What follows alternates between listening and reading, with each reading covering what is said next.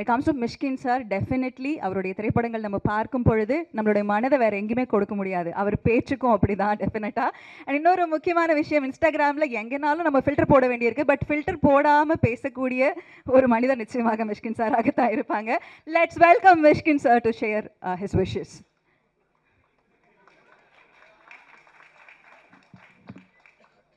வெற்றி சொல்கிறான், சாஃப்டாக பேசுங்க.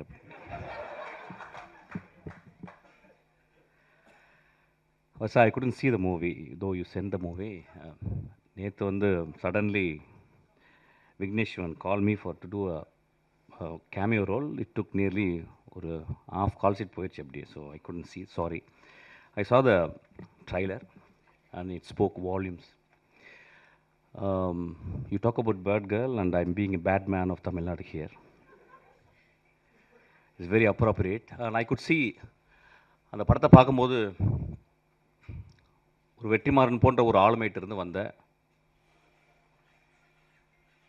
எல்லா அசிஸ்டன்ட் டைரக்டரும் வந்து ஒரு டைரக்டரோட கூடவே இருந்து ஒரு ஒர்க் ஃபோர்ஸ் மாதிரி இருந்து சினிமாவை புரிந்து கொண்டு வருவர்கள் ரொம்ப கம்மி. என்கிட்ட சில பேர் இருந்தாங்க. அந்த வருஷாவை நான் எப்பயுமே பார்த்துக்கிட்டு இருக்கேன். அவ்வளோ டெடிக்கேஷன் தன் குரு மேலே.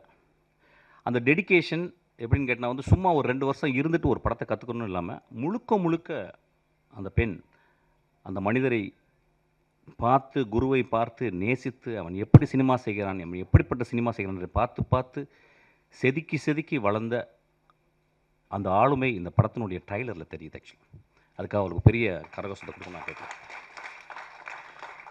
நான் ரொம்ப பேசலை, ஏன்னா பஞ்சாயத்தை பற்றி பேசணும் அதுக்கப்புறம். So some of the closeups I watched. நிறைய பேருக்கு க்ளோஸ்அப்ஸ் வந்து ரொம்ப கஷ்டமான டிவைஸ். மணி சார் சொல்லியிருக்கார் வந்து ஒரு 10-15 இயர்ஸ் இருந்தால் கூட director cannot understand where to keep a closeup அப்படின்றது.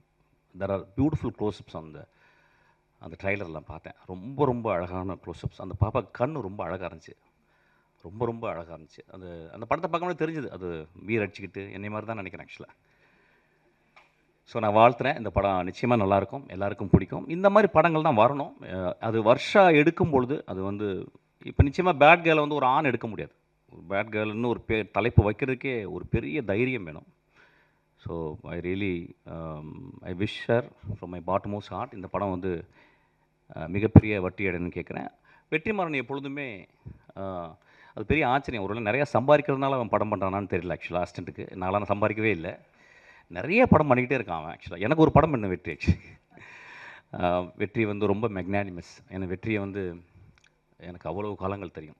இன்றைக்கி கூட வெற்றி வந்து நீங்கள் வரணும்னு கால்லேருந்து ஃபோன் பண்ணிகிட்டே இருக்கான். ஆக்சுவலாக வெற்றி ரொம்ப தேங்க்ஸ். வெற்றி வந்து ஒரு எக்ஸ்ட்ரானரி ஹியூமன் பீயிங். நிறைய பேருக்கு தெரியாது. நான் வந்து அந்த மேடையில் பேசும்போது சிரிச்சுக்கிட்டே இருந்த வெற்றி ஒரு டைமில் திடீர்னு ரொம்ப அமைதியாகி மூஞ்சில் கை வச்சு தான். அதெல்லாம் நினச்சாங்க அவன் மூஞ்சி சொல்லிச்சின்னு இல்லை, வெற்றி என் மேலே இருந்த ஒரு கம்பேஷனில் he felt very bad. Actually அதுக்காக வெற்றிக்கு ஒரு கிளாப் பண்ணணும்னு நினைக்கிறேன். ஆக்சுவலாக Vetri is very sensitive. Okay, coming back. Sorry கேட்கணுமா, பகிரங்க மன்னிப்பு கேட்கணுன்னு வந்திருக்கேன்னா, நண்பர்கள் தானே. சரி, okay. I'm going to take little time, Betty. Don't mistake me. Don't stop me. Actually, I think I should also speak from my heart and my pedestal. முதலாவதாக நான் நன்றி சொல்வது எனக்கு மிகவும் பிடித்தான பாடலாசிரியர், எழுத்தாளர், சிறந்த பெண்மணி தாமரைக்கு. தாமரை என்னை விமர்சித்து பேசியிருந்தாங்க. அதில் வந்து ஒரு வார்த்தை சொல்லியிருந்தாங்க. அவங்கள்ட்ட முதல்ல நான் வந்து மன்னிப்பு கேட்குறேன். ஆனால் ஒரு விஷயம் சொல்லியிருந்தாங்க, வெற்றி என்னை இப்படி பேச வைத்துச்சுன்னு. 18 வருஷம் போராடி கொண்டே இருக்கிறேன் என் தாமரை சகோதரி அவர்களே. ஒவ்வொரு நாளும் பௌத்தனுடைய 10 நிமிடம் உன் மரணத்தை பற்றி நீ தியானி அப்படின்றாங்க. என் மரணத்தை பற்றி தியானித்து கொண்டே இருக்கிறேன். வெற்றி என் தலைமையில் இருந்தால் இந்நேரம் நான் பெரிய ஆளுக்கெல்லாம் படம் பண்ணியிருக்கணும். அதனால் மன்னிப்பு கேட்டுக்கிறேன். ரெண்டாவது, எனக்கு ரொம்ப பிடிச்ச மிகச்சிறந்த ஆளுமை லெனின் பாரதி. அவன் என்னை விமர்சிச்சிருந்தான். அது வந்து தத்துவ ரீதியான விமர்சனம். அவனுக்கும் என்னுடைய ஆழ்ந்த வருத்தத்தை மன்னிப்பையும் சொல்கிறேன். அதுக்கப்புறம் ஒரு ஆக்டர், அவர் பேர் என்ன வெட்டி அவர் பேர் அருள்தாஸ். அவர் ரொம்ப எனக்கு பிடிக்கும். அவர் மூஞ்சியை பார்க்கும்போது ஒரு பழைய தமிழ் உள்ளே இருக்கும், ரொம்ப கருணை இருக்கும் ஒரு முகத்தில். அவர் கூட ரொம்ப நாள் ஒர்க் பண்ணணும்னு நினச்சேன். அவர் ஒரு 3 நாள் வந்து ரொம்ப கஷ்டப்பட்டு பெரிய பிரபலமாகவே ஆகிட்டார், என்னை திட்டி ஆக்சுவலி. அவருக்கு என் மன்னிப்பை தெரிவித்துக் கொள்கிறேன்.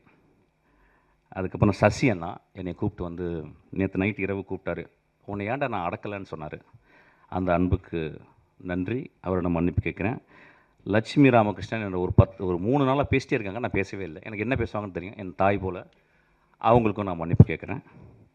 அதுக்கப்புறம் எனக்கு மிகச்சிறந்த படத்தை கொடுத்து என் தந்தை போல் இயங்கி கொண்டிருக்கும் திரு தான் அவர்கள். அந்த படத்தை எடுத்துருக்கும் போது இந்த மாதிரி ஒரு கான்ட்ரவர்சி பண்ணும்போது ஒரு ப்ரொடியூசர் அவருக்கு பாதிக்கும். முதல்ல அவருக்கு நான் என்னுடைய வருத்தத்தையும் மன்னிப்பையும் நான் கேட்டுக்கிறேன். அதுக்கப்புறம் வந்து என் மேலே செருப்பு எரியணும்னு சொன்ன ஒரு நண்பர், அவர் தயவுசெய்து 2 செருப்பாருங்க, அது 8ஆம் நம்பர் எறிங்க, என் காலுக்கு அதான் சைஸு. அவருக்கும் என்னுடைய வருத்தத்தையும் என்னுடைய மன்னிப்பையும் நான் கேட்டுக்கிறேன். இன்னொரு மனிதர் 18 வருஷமாக என்னை திட்டிக்கிட்டே இருக்கார். இன்னும் நான் 10 வருஷம் படம் பண்ணால் இன்னும் திட்டுவார். அவருக்கும் என்னை மன்னிப்பை நான் கேட்டுக்கிறேன். இப்போ நான் பேசலாமா? ஓகே.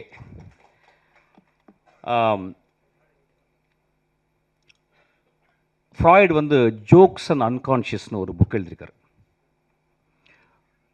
ஜோக் சொல்லும்போது, ஒரு நகைச்சுவை சொல்லும்போது, அதை ரிசீவ் பண்ணுறவங்க, அதை வாங்குறவங்க, சிரிக்கிறவங்க ஆள் மனத்துலேருந்து தான் சிரிக்கிறாங்க. They never react from their conscious. ஒரு ஜோக்கினுடைய இயல்பு. அன்றைக்கி மேடையில் அதுதான் நடந்துச்சு. நான் வந்து அதாவது அமீரிடம் அதுக்கப்புறம் வெற்றிமாறன் மன்னிப்பு கேட்குறேன். நிறைய பேர் அவங்க 2 பேரையும் திட்டினாங்க. அதாவது வந்து முகம் சுளிக்கிற மாதிரி பேசுறதுக்கு அவங்க சிரித்தாங்கன்னு சொல்லிட்டு, அவங்க சிரித்ததை விட மேலே இருந்த எல்லாரும் கீழே அந்த பத்திரிக்கையாலும் விழுந்து சிரித்தாங்க. அது அந்த வீடியோவில் இருக்குது, அதை நீங்கள் பார்க்கணும். ஒரு ஜோக்காக தான் நான் மீன் பண்ணேன் ஆக்சுவலாக. 2-3 வார்த்தைகள் மேலே போயிடுச்சு. அது அப்படி தான் சில நேரங்களில் அது மனதிலேருந்து பேசும்போது அப்படி ஆயிடுச்சு. அதுக்காக நான் வந்து மன்னிப்பு கேட்டுக்கிறேன். ஆனால் joke is meant to be a joke. அது வந்து யாரையும் நான் அந்த இடத்துல வந்து ஒரு பர்டிகுலரான ஒரு பர்சனை நான் விமர்சிக்கிறவே இல்லை, ஒரு பர்டிகுலரான ஒரு மனிதனை தாக்கணும்னு எண்ணமே என்றதே இல்லை. என்னுடைய ரொம்ப நேசத்துக்கு சொந்தமான என் விஷால், நானும் சண்டை போடும்போது, என்னை மோசமாக பேசும்போதும், என்னை பற்றி அடுத்தவங்கள தப்பாக பேசும்போதும், நான் ரொம்ப வெகுண்டு மேடையில் பேசும்போது ஒரு வார்த்தை கூட அவனை நான் வந்து மோசமான வசை வார்த்தைகளால் பேசலை. நான் சொன்ன ஒரே வார்த்தை பொறுக்கின்னு சொன்ன வார்த்தை தான். எனக்கு அந்த வார்த்தையை சொல்லி அளந்து தான் சொன்னேன். நண்பர்களே,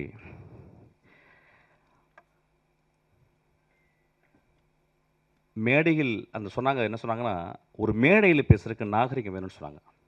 நண்பர்களே, ஒரு மேடையில், அது என்ன மேடைன்னு எனக்கு தெரியல, ஒரு அரசியல் மேடை அல்லது, இது வந்து கூத்து செய்யும் கலைஞர்களுடைய மேடை. இது அந்த கூத்து கலைஞர்கள் வந்து கிராமங்களில் போனீங்கன்னா, வள்ளி திருமணம் நிறைய நாடகங்களில் பார்த்திங்கன்னா, அந்த நாடகத்தில் ஒரு 12 மணிக்கு ஒரு பப்பனும் ஒரு டான்ஸ்காரியும் வந்து பேசுவாங்க. அது தமிழகம் முழுதும் தெரியும். அது ரொம்ப நாக்கூசுற வார்த்தைகள் பேசுவாங்க. அது ஏன்னா, அது ஒரு மக்களுக்கு அது ஒரு விதமான ஒரு வெளிப்பாடு, அது ஒரு விதமான நகைச்சுவை. அந்த நகைச்சுவையின் அடிப்படையில் தான் அன்றைக்கி நான் பேசினேன் ஆக்சுவலாக. யாரையும் புண்படுத்தணும்னு பேசவே இல்லை. ஏன்னா ஒரு படத்தினுடைய விழாக்கு வந்திருக்கேன், அந்த படத்தை பற்றி நான் பேசணும். அந்த படம் என் ஆன்மாவுக்குள்ளே சென்றுச்சு. அந்த படம் பெருசாக ஓடிச்சுன்னா கூட எனக்கு தெரியல. இப்போ அந்த படத்தினுடைய நடிகர்கள், அந்த படத்தினுடைய இயக்குனர், அந்த படத்தை தயாரித்தவர்கள் வந்து அவ்வளோ அழகான விஷயம் பண்ணியிருக்காங்க. அதை பேசணும்னு நினச்சேன். அதை பேசுகிறதுக்கு வந்து இந்த படம் நல்லாயிருக்கு, இந்த படம் இப்படி இருந்தால் நல்லாயிருக்கும்னு நான் பேசலை. என் மனதில் ஆழத்துலேருந்து தான் பேசினேன். அது பேசுனது உங்களுக்கு வந்து பாதிச்சிருக்கு. நான் கேட்குறேன், திருக்குறளில் காமத்துப்பால் இல்லையா, பெருமாள் முருகன் எழுதின சங்கத்தில் எத்தனை தடவை அல்குல் என்ற வார்த்தையில் உபயோகித்திருக்காங்கன்னு சொல்லி அவருடைய கட்டுரையில் இருக்கு. இப்படி நான் சொல்லிக்கிட்டே போகலாம்.